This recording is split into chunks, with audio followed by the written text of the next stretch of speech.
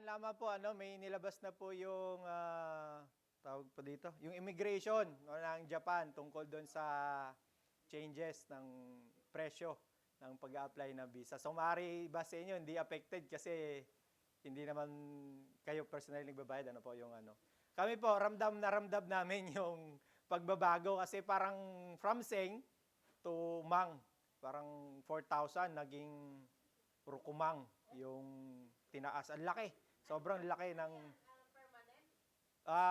ano po, dependent visa. Opo. So, ramdam namin yung biglang pagtaas ng pagsingil, ano ho. Tsaka minsan, napapaisip tayo na worth it pa ba yung pag-stay natin dito sa Japan, lalo na doon sa pagtaas ng mga presyo, ng mga bilihin, sa mga expenses natin dito sa Japan, yung mga utilities natin. Minsan mapapaisip pa tayo na worth it pa ba yung pag-stay natin dito sa Japan. Ano ho? Or dalawa na lang option. Kung di kaya, uwi na lang tayo. Pag kaya, Pwede magtanong, yung mga permanent magbabayad? meron din po. Meron pong bago silang nilabas. Parang last month or last few weeks ago lang, merong binigay silang bagong presyo ng mga ng mga babayarin. So, tayo po bilang mga mananampalataya is pag-uusapan pala natin ngayon is tungkol sa ating gaano kalaki or yung cost ng ating paglilingkod sa Panginoon. Kasi napag-usapan na din naman natin yung halaga ng ating paninirahan dito sa Japan. Sabi nga natin, yung cost of living is masyado nang mataas. Pag sinabing cost of living, expensive na talaga yung Japan. So sa atin namang mga mananampalataya, worth it ba yung ating mga sakripisyo o yung ating mga pinagdadaanan patungkol sa ating paglilingkod sa ating Diyos?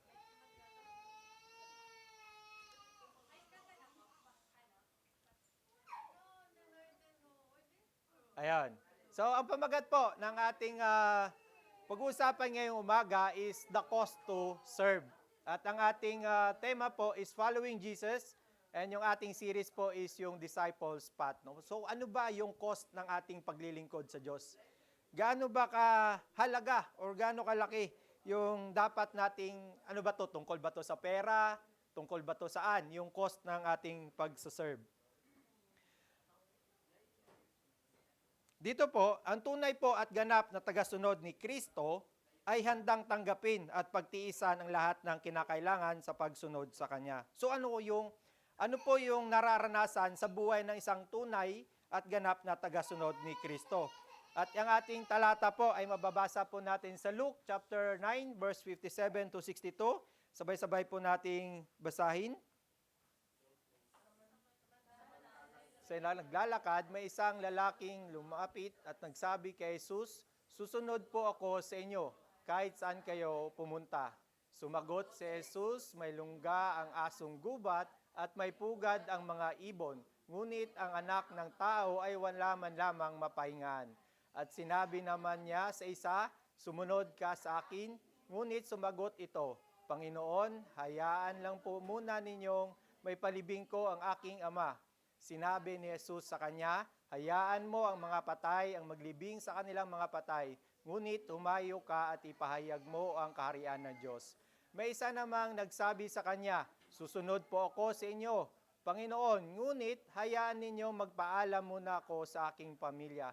At ganon naman ang tugon ni Jesus, "Sino mang nagsimulang mag-araro, ngunit panay ang lingon ay hindi karapat-dapat sa kaharian ng Diyos." So tayo po ay muna sandaling manalangin. Dakilang Diyos, aming Ama, Panginoon, nawa Panginoon sa umagang ito ay mahayag po ang iyong mga salita. Nawa ang mga lingkod ninyo, Panginoon, sa samang sulok ng mundo na naghahayag na iyong salita sa umagang ito, Panginoon, nawa ay puspusin ninyo ng iyong banal na Espiritu.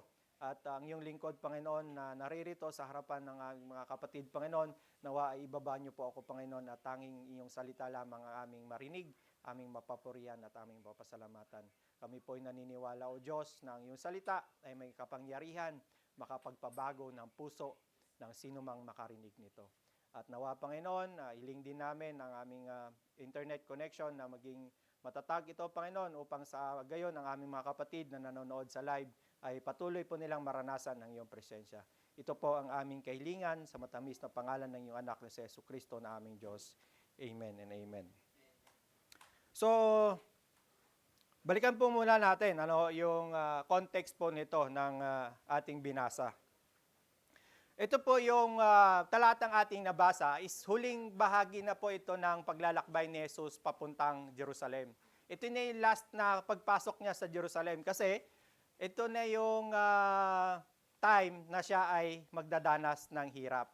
So habang po siya naglalakad, galing po siya sa Samaria, doon po sa Samaria ay tinanggihan siya ng mga tao, si Jesus at kanyang mga alagad. So nagalit po doon si James at si Santiago, o si James at saka si John. Nagalit po sila doon at sinabi nila kay Jesus Christ na, ba't hindi ka nalang magpaulan ng apoy para disiplinahin yung mga taga-Samaria, yung mga Samaritano? Kasi tinanggihan na po si Jesus Christ doon. Pero sinaway po sila ni Jesus Christ, kasi sabi ni Jesus, hayaan mo sila.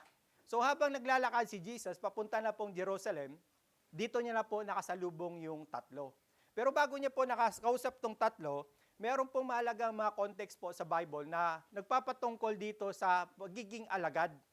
Dito po, binanggit dito na ipinahayag ni Pedro na si Jesus ay si Kristo. No? Si Jesus ay anak ng Diyos. Doon po sa mababasa natin ito sa chapter 9 ng Luke, verse 18 to 20. Ikalawa, itinuro po ni Jesus yung, sabi niya, kung ang sino mang nagnanais sumunod sa akin, tanggihan niya ang kanyang sarili, pasanin ang krus, araw-araw at sumunod sa akin.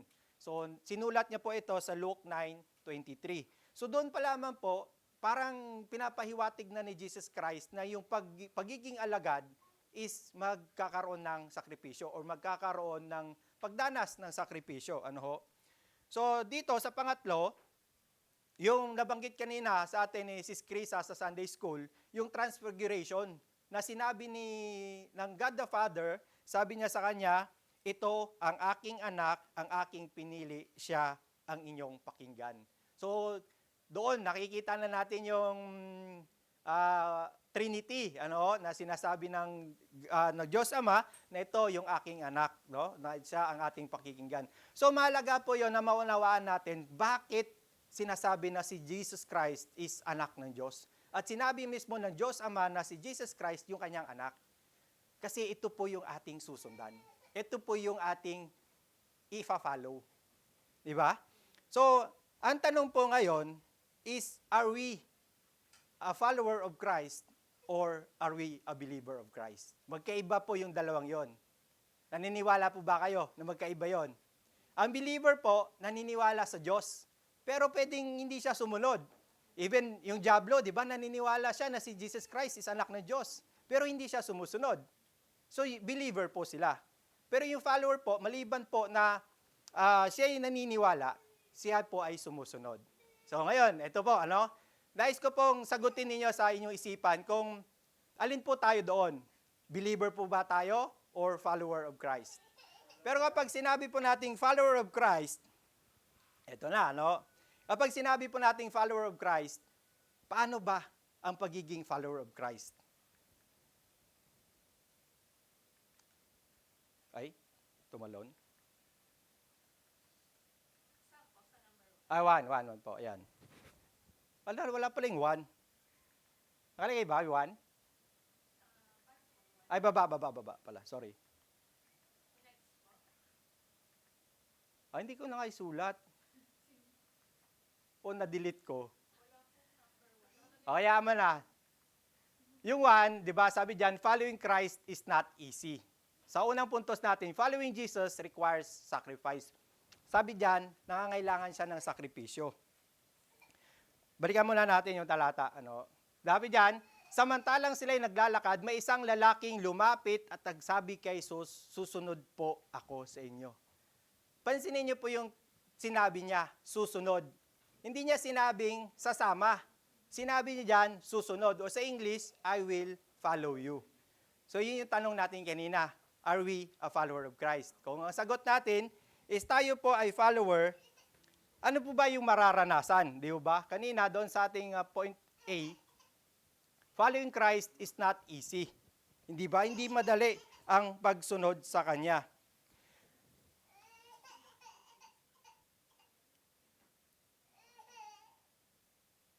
Kung ikaw po ay tunay na follower ni Christ, aasahan mong hindi magiging madali ang buhay.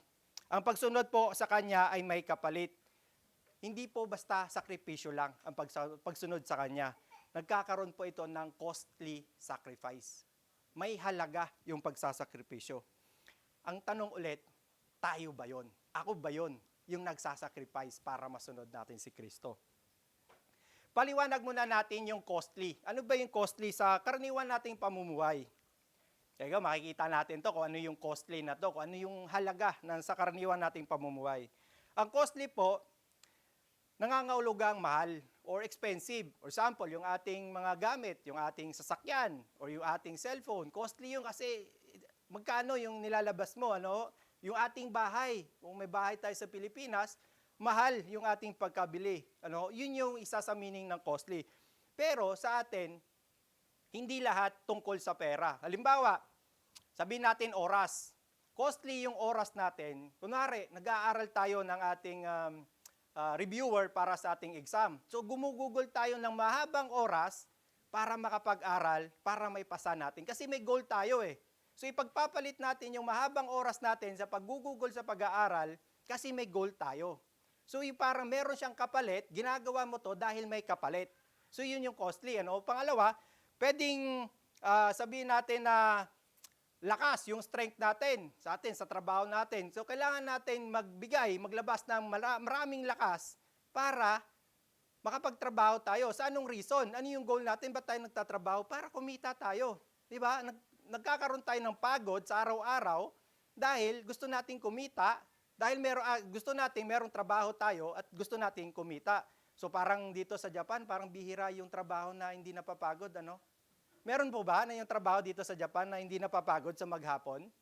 Kahit sabihin na nakatayo lang, nakakapagod din, ano po? Yung nakatayo ka lang maghapon, nakakapagod din. So lumalabas yung strength natin, yung lakas natin.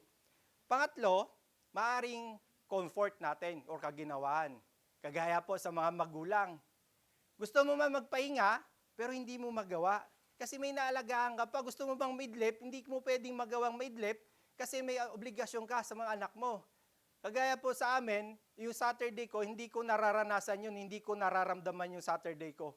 Sapagkat buong araw ng Sabado, ang dami kong obligasyon, ang dami kong gagawin kasi may mga schedules, yung mga activity ni kami. So lahat yon sinasakripisyo mo yung kapahingahan mo kasi ang goal mo, mapabuti yung anak mo. Tama? So, yun po, ano? Yung iba, yung opportunity. Sinasacrifice mo yung opportunity dahil sabihin mo, pagpalibang ko na lang muna to, meron sanang mataas na sahod doon, bigayan sa ibang company, pero hindi ko tatanggapin. Kasi illegal naman yung ginagawa nila doon. Ano? So, yun yung mga sinasacrifice nating mga opportunity. At iba pa is yung relationship. Ito yung maganda sa isa, lalo na sa mga mag-asawa.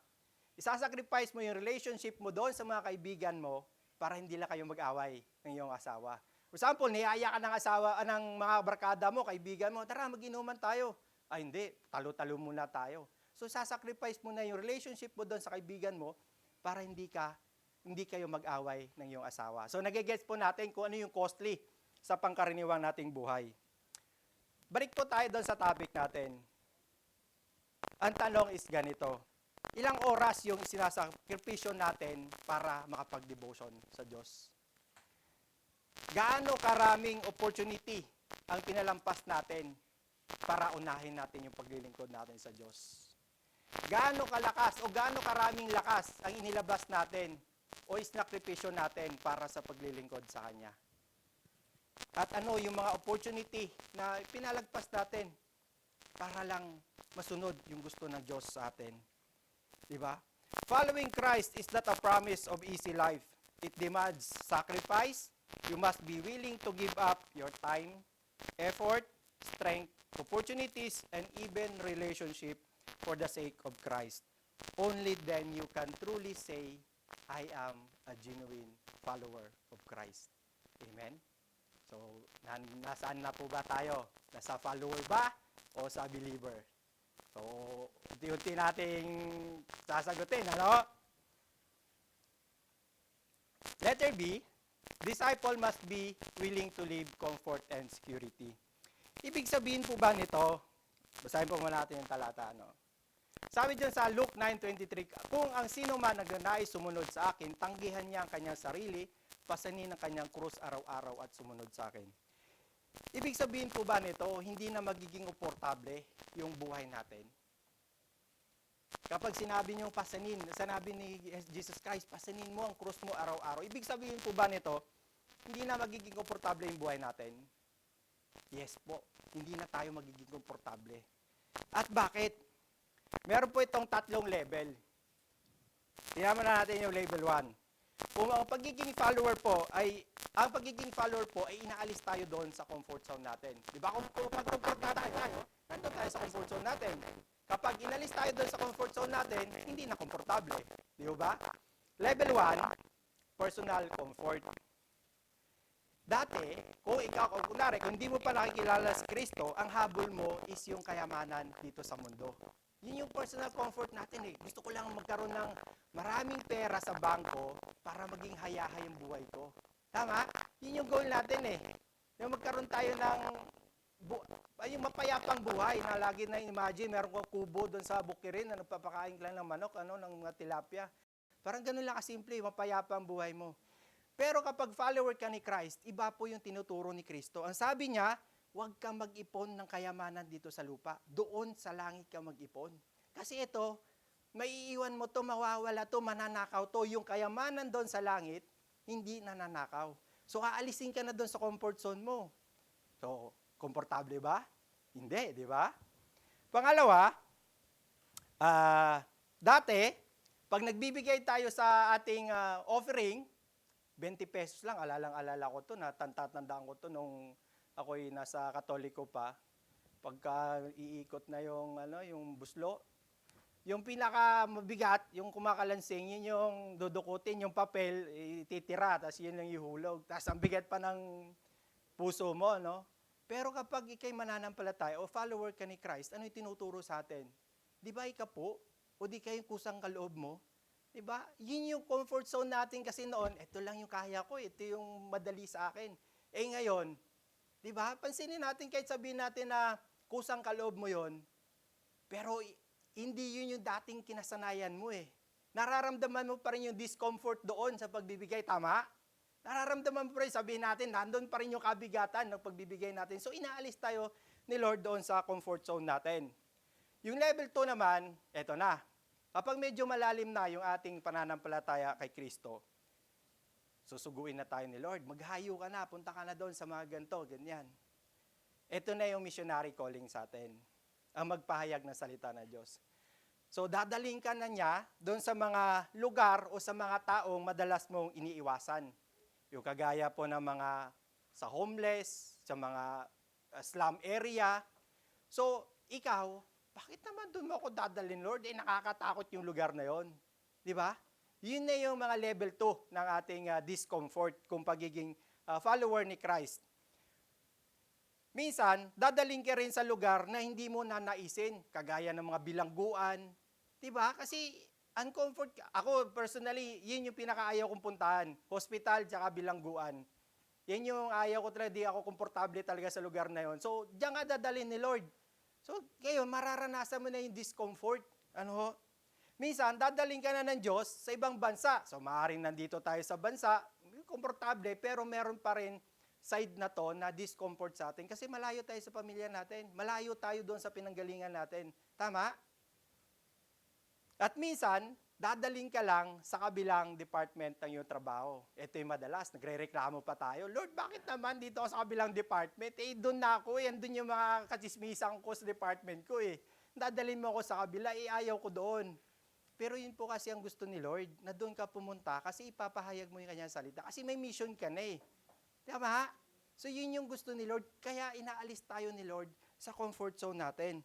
Pangatlong level ng pag-alis natin sa ating comfort zone is apostolic calling. Ito, mas matindi to. Ang mga apostol po, iniwan na nila mismo ang kanilang pamilya, trabaho, mapunta lamang sila sa lugar na nakakatakot, na nararanasan nila yung panganib. Alam nila na maaari silang patayin doon, So yun na yung level 3 ng pag-aalis sa atin sa ating comfort zone.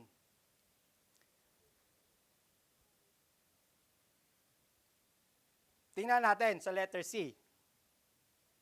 Jesus himself lived a life of sacrifice. Mismo ang Panginoong Hesukristo, 'di ba? Saan po ba ang nagsakripisyo ang Jesus Christ, ang Kristo natin? 'Di ba? From the very beginning, nabuhay na siya, pinanganak na siya sa uncomfortable na lugar. Saan siya pinanganak? Hindi siya sa magandang crib o sa magandang ospital, sa sabsaban. 'Di ba? Hindi na siya komportable. Saan siya lumaki? Anong pagkakilala sa kanya? Jesus of Nazareth. Anong sinasabi sa Nazareth? Wala kang makikitang mabuti sa Nazareth. So ano yung pinanggalingan niya? Payak. Hindi siya lumaki doon sa kilalang lugar. So mismo si Jesus Christ nagpakita ng sakripisyo mula pa lang sa simula. Sinakripisyo din ni Jesus Christ yung privilege niya, yung power. 'Di ba? Kaya niya yung mga kaaway, kaya niya pababain yung mga anghel para hindi mangyari sa kanya yung mga bagay na sacrifice na yon. Yung paghuli sa kanya sa Gethsemane, pwede niya yon padalan yung mga anghel para iligtas siya doon, pero hindi niya ginawa yon. Pinagpaliban niya yung kanyang privilege, pinagpaliban niya yung kanyang power para maranasan yung sacrifice. Tayo mga kapatid, even Jesus Christ naranasan niya yung sacrifice. How about us? Paano natin nakapaglingkod sa ating Panginoon? Paano tayo na masasabi natin we are follower of Christ? O kung di natin naranasan yung sacrifice. Amen? But it's not about sacrifice ng physically. Yung pagod natin, yung wala yun. Minsan may nagsasabi sa amin, ang layo pala ng binabiyahe nyo from Gunma to Tsukuba. Sabi ko, hindi yun sakripisyo. Hindi mo pa yun masasabing sakripisyo. Komportable pa ako, nakaupo pa ako, nagdadrive pa ako eh. Yung mga apostol noon, naglalakad lang. Ang layo ng nilalakad nila, days, araw, buwan ang lakad nila para makarating doon. So yung sacrifice namin na sinasabi nila na 3 hours ng biyahe, hindi pa sakripisyo yun. Wala pa yun sa katiting na dinanas ng mga apostol. Lalo na si Jesus Christ. Wala pa yun sa katiting. Kaya ang tanong sa atin, ano ba yung hindi natin maibigay na sakripisyo sa Diyos para mapaglingkuran siya? Para masabi natin, we are truly follower of Christ. Amen? Ama?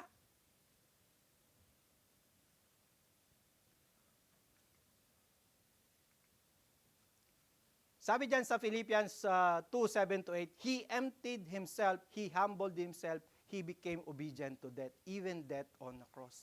So even Jesus Christ, ganito yung niranasan niya. Diba? Inalis niya yung pagka-Diyos niya, tinanggap niya yung pagkahirap hanggang siya'y mamatay. So, how about us, mga kapatid? Number 2, following Jesus require highest priority. Nothing should take priority over Christ's calling.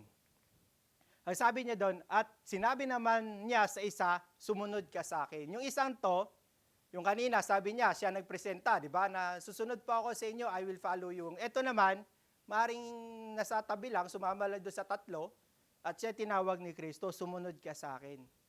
Ito yung pagtawag ng Diyos na hindi natin dapat palampasin.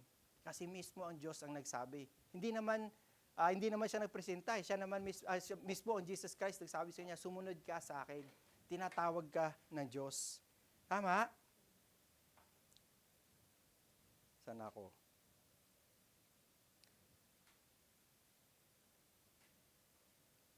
Pero yung sagot po ng lalaki, tingnan natin. Ang sagot ng lalaki, sabi niya, Panginoon, hayaan lang po muna ninyong may palibing ko ang aking ama. So maganda naman ang sagot niya, di ba? Hindi naman masama. Yung hayaan niyo muna na ipalibing ko ang aking ama. Sa kultura po ng Hudyo, yung panganay na anak, ito po yung may pinakamataas na obligasyon para gampanan yung tungkulin para ipalibing yung kanyang ama. Pero batay po sa mga pag-aaral ng mga scholar, hindi pa po patay yung kanyang ama. Sapagkat dapat wala siya ron kung patay nga yung kanyang ama. Dapat inaasikaso niya yung kanyang ama kung totoong patay yung kanyang ama. Ang tinutukoy lang dito ng lalaki is, saka lang ako susunod, Lord. May una pa akong priority. Tama? Alam na ng Diyos yung laman ng puso ng lalaki na nagdadahilan lang siya doon sa pagtawag sa kanya na, come, follow me. Teka lang, Lord, mamaya na. May iba pa akong priority. Uunahin ko muna yung priority ko. Palibing ko muna yung aking ama. Ang sabi ni Jesus, hayaan mo ang mga patay ang maglibing sa kanilang mga patay. Ang sinasabi dito ni Jesus Christ, hayaan mo yung mga patay sa espiritual ang mag-asikaso sa mga patay. Ikaw na may tawag ka, sabi ni Panginoon, ngunit humayo ka at ipahayag mo ang kaharian ng Diyos. Yun yung panawagan ng Diyos sa atin. Na ihayag natin. Sabi niya, hayaan mo. Pero sinasabi ba rito na tanggihan mo ang iyong pamilya? Sinasabi ba rito na iwanan mo yung obligasyon mo sa iyong pamilya? Hindi. Ang sinasabi lang dito ni Jesus Christ, unahin mo ko sa lahat. Kasi pwedeng, kapag nainuna mo si Jesus Christ, ituturo sa iyo ni Jesus Christ kung paano mo aalagaan ng iyong pamilya.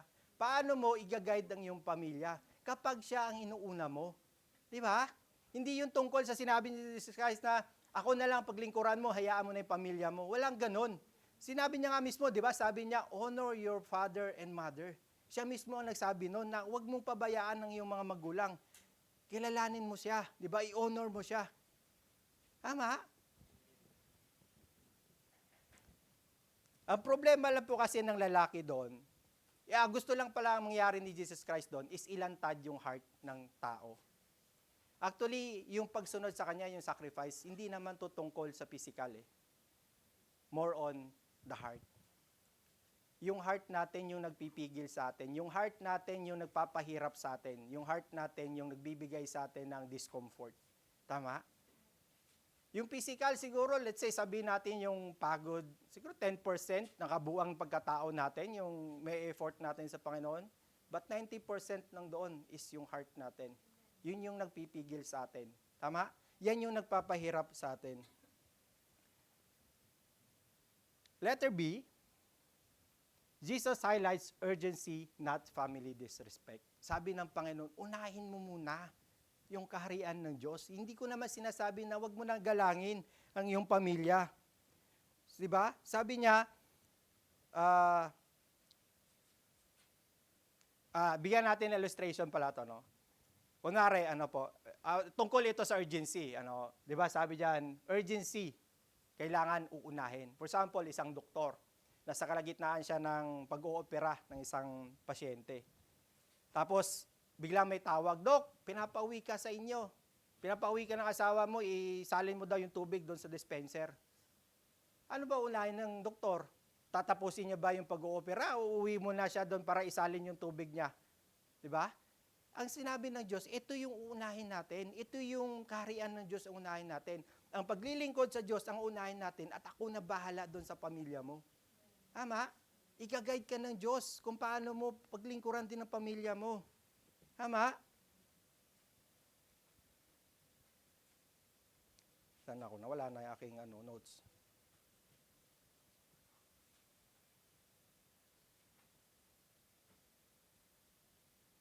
Okay. Punta tayo sa letter C. Delayed obedience is still disobedience.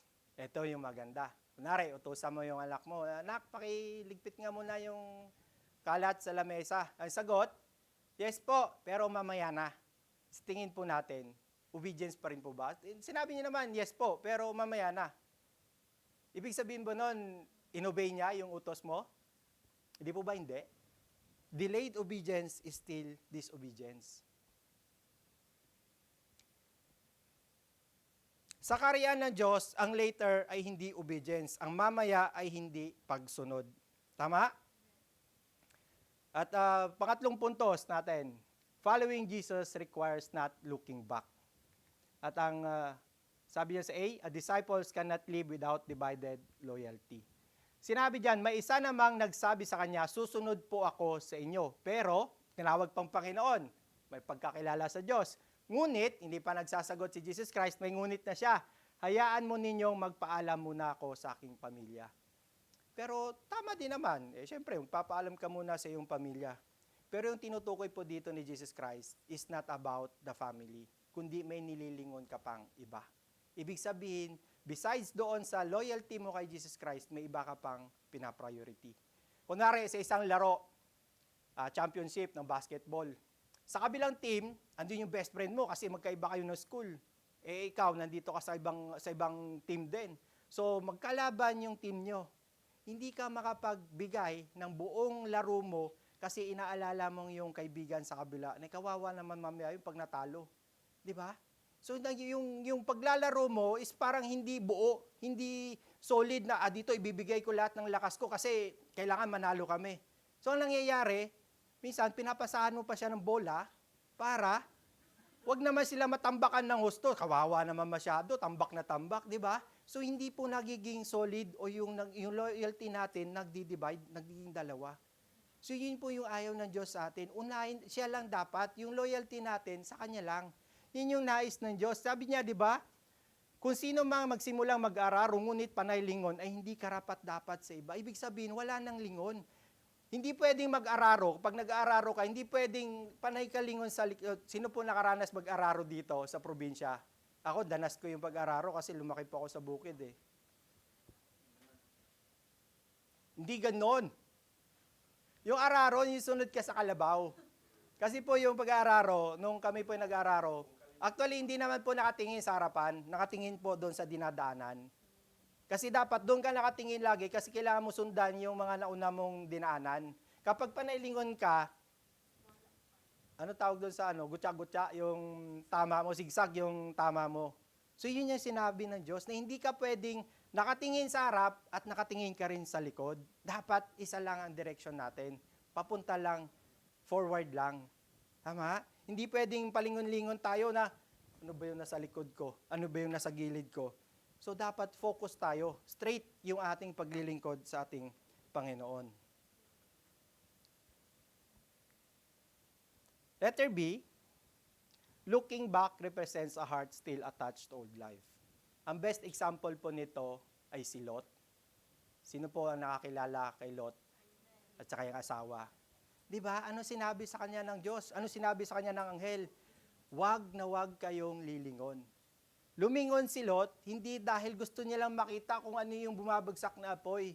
Ang nilingon ni Lot doon is yung dating pamumuhay nila doon sa Sodoma. Yun yung nililingon ni Lot na ano ba? Parang gusto kong balikan yung ano nangyayari doon sa aking bayan na pinagdaanan. Kasi yung Sodoma po, kaya po sinunog ng Diyos, pinaulanan ng apoy dahil masama. So yun yung sinasabi dito, yung heart natin, balikan po natin, no? Heart pa rin. Hindi about physical natin na pagsunod. Puso pa rin natin ang gusto ng Panginoon.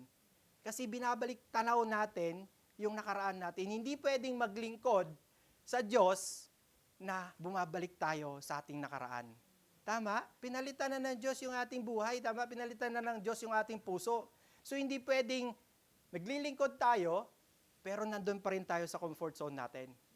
Tama? Dapat hiwalay na yun.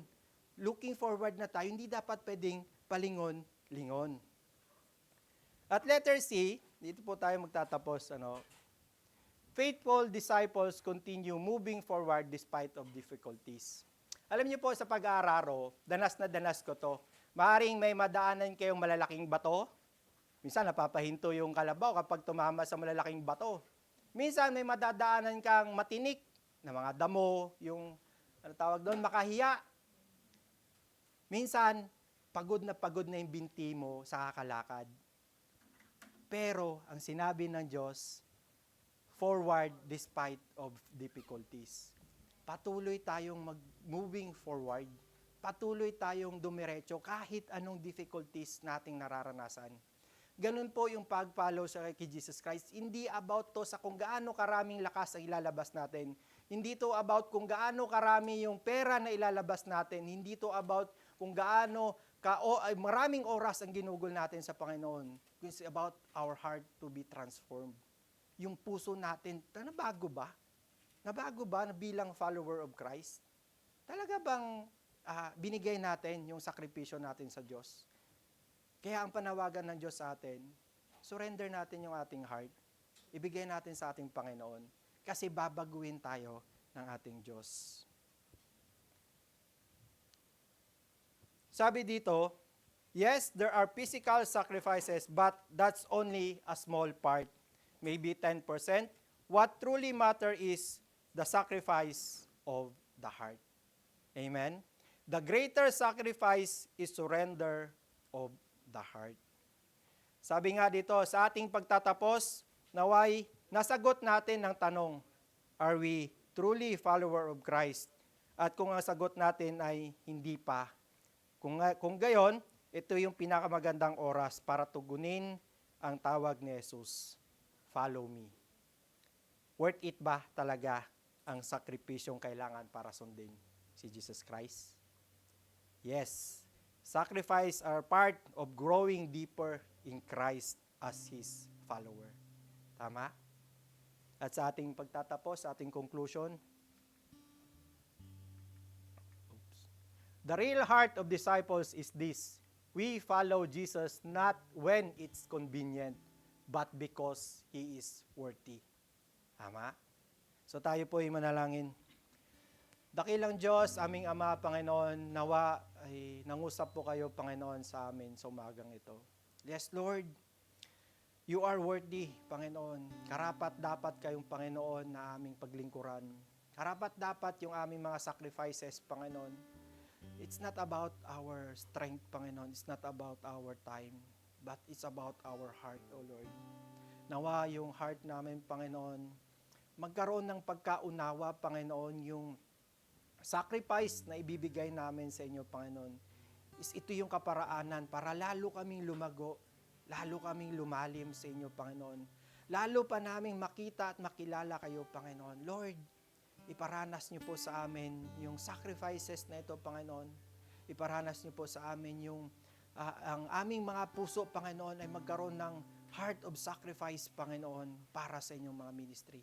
Kung hindi po namin ito gagawin, Panginoon, sino po ang gagawa, O Lord?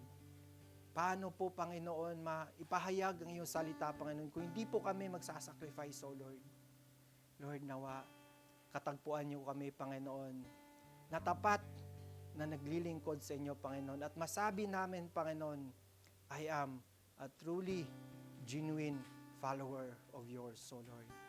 Nawa, Panginoon, sa umagang ito, sa aming pagpapatuloy sa gawain ito, Panginoon, patuloy kayong mangusap sa amin, patuloy niyo pong iparana sa amin ang karunungan, ang kaunawaan. Baguhin niyo po ang aming mga puso, Panginoon. Tinataas po namin ito sa inyo lahat. Sa matamis na pangalan ng iyong anak na si Jesu Kristo na aming Diyos. Amen. Good morning po sa ating lahat.